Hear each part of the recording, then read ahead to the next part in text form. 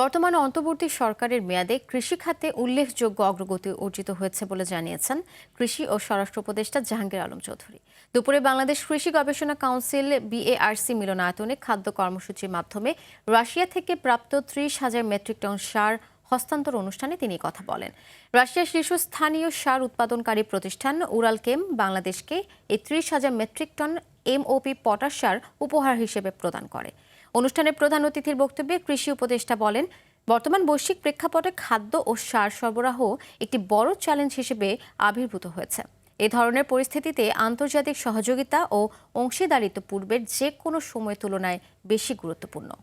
কৃষি খাতে উল্লেখযোগ্য অগ্রগতি অর্জন করেছে। বর্তমান বৈশ্বিক প্রেক্ষাপটে খাদ্য ও সার সরবরাহ একটি বড় চ্যালেঞ্জ। এই ধরনের পরিস্থিতিতে আন্তর্জাতিক সহযোগিতা ও অংশীদারিত্ব আগের যে কোনো সময়ের তুলনায় বেশি গুরুত্বপূর্ণ। পার্টনারশিপ